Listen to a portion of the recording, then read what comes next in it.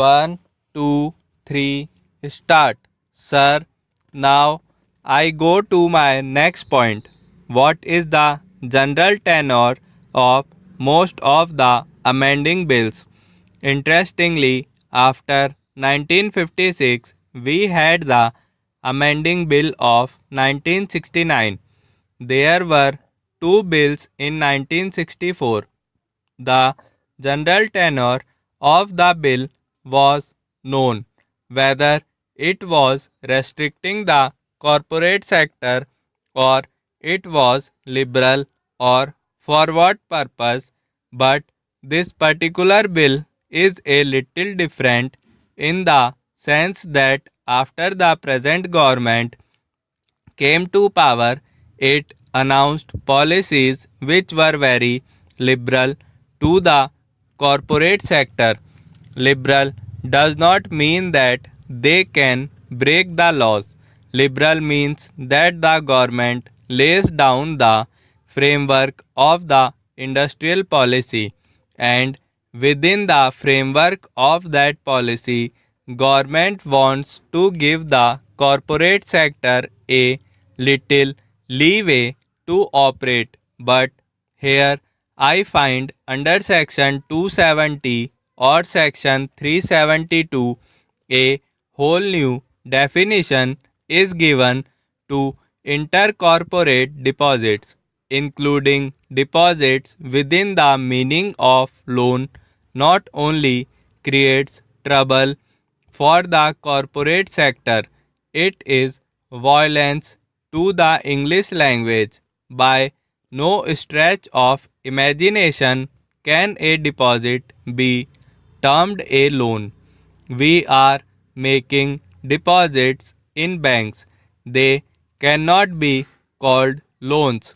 We are not giving loans under intercorporate deposit. To include it under the term loan is an atrocity, and it will only affect the small and medium entrepreneurs. The bigger companies can get enough loans from companies, from government institutions.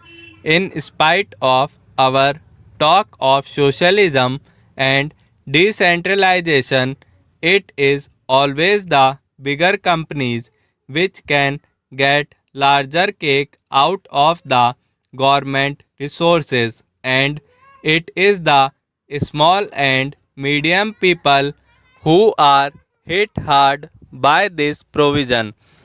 While ostensibly it is meant to protect the small man, the people who are really hit by the tenor of this bill are the small and medium entrepreneurs.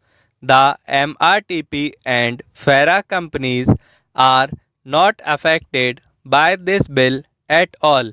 I do not suggest that there should be any restriction put on MRTP or FERA companies which are not realistic. What I submit is, in the scheme of things, the industrial policy resolution from the time of Jawaharlal Nehru, which government still professes is a relevant document. I feel in terms of fulfilling those objectives, there should be restrictions only on MRTP and FERA companies. Small and medium sized companies should be outside the orbit of most of these restrictions. Only then will the company law be effective. Otherwise, this series of amendments may add to the plethora of amendments that we have been adding from year to year. Stop. Hello friends, for more videos subscribe this channel and press the bell icon.